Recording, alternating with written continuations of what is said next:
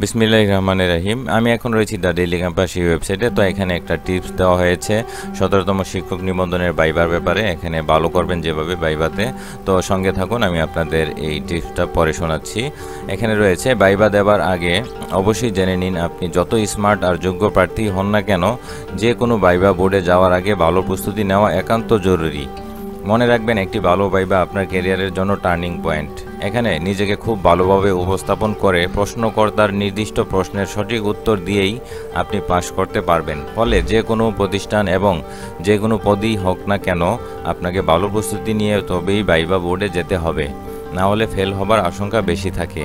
একটি ভালো ইন্টারভিউর ক্ষেত্রে প্রয়োজন ভালো প্রস্তুতি। আজকে আমরা একটি ভালো ইন্টারভিউর ক্ষেত্রে যে সকল বিষয় মনে রাখা দরকার তা নিয়ে আলোচনা করব। 1 নম্বরে, ড্রেস কোড অনুযায়ী মার্জিত পোশাক পরিধান করুন। অমার্জিত এবং ক্যাজুয়াল ড্রেসে ইন্টারভিউতে যাওয়া ঠিক নয়। আপনাকে মার্জিত পোশাক পরে ইন্টারভিউতে যেতে হবে। আপনার মাঝে পেশাদার ও দক্ষতার ছাপ থাকা একান্ত জরুরি। 2 নম্বরে রয়েছে, ভাইবা বোর্ডের প্রবেশের পূর্বে সালাম দিয়ে প্রবেশের অনুমতি নিন। যদি বসার অনুমতি না দেয় তাহলে কিছুক্ষণ অপেক্ষা করবেন, তারপর বসার অনুমতি চেয়ে নিয়ে বসবেন। 3 নম্বরে রয়েছে, নিজের নাম ও জন্মস্থান সম্পর্কে খুঁটিনাটি তথ্য জেনে নিন। আপনার নিজের নামের অর্থ, এই নামের সাথে বিখ্যাত মানুষ সম্পর্কে জ্ঞান অর্জন করতে হবে। এছাড়া আপনি যেখানে জন্মগ্রহণ করেছেন তার নামকরণ, ইতিহাস, আয়তন, জনসংখ্যা, প্রধান কৃষিজাত দ্রব্য, খনিজ সম্পদ, ওই স্থানের বিখ্যাত ব্যক্তিদের পরিচয়, এসব বিষয়ে আগে থেকেই ভালোভাবে জেনে নিতে হবে। 4 নম্বরে, প্রশ্নকর্তা কিভাবে কোন স্টাইলে কথা বলছেন তা উপলব্ধি করুন এবং তার চোখে চোখ রেখে আপনি তার কথা শুনছেন তা আপনার মুখের অবয়বে বোঝানোর চেষ্টা করুন।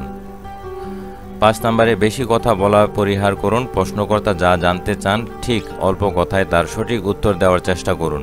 যদি পর্যাপ্ত প্রস্তুতি না থাকে তাহলে প্রশ্নকর্তার নানা প্রশ্নে আপনি বিচলিত হয়ে প্রশ্নের উত্তর এলোমেলো হয়ে যেতে পারে। তাই ভাইবার জন্য পর্যাপ্ত পড়াশোনা করে যাবেন। মূলত বেসিক বাংলাদেশ মুক্তিযুদ্ধ সম্পর্কিত প্রশ্ন করে থাকে।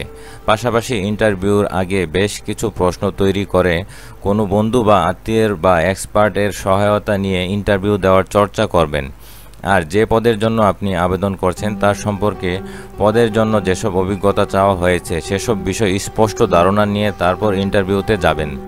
6 নম্বরে, বোর্ড মেম্বারদের সাথে তর্কে জড়াবেন না।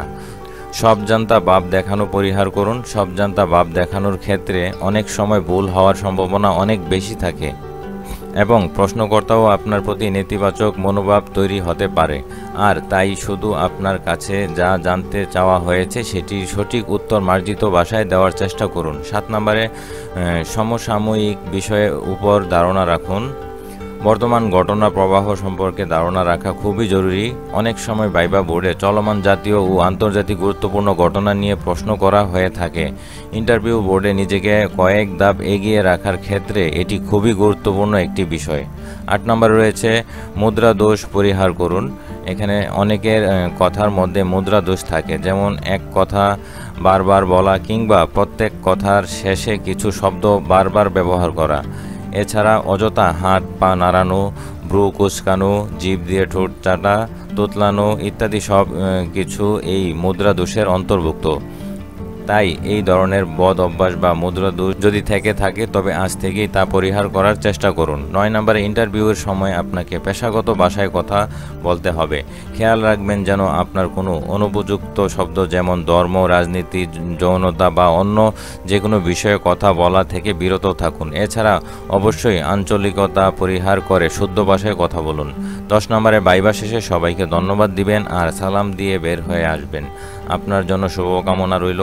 ভাইবার জন্য আরও নির্দেশনা পেতে এখানে ক্লিক করে দেখবেন। আর তো আমি ভিডিও ডেসক্রিপশন বক্সে লিঙ্কটা দিয়ে দিচ্ছি। তো সবাই ভালো থাকবেন, সুস্থ থাকবেন।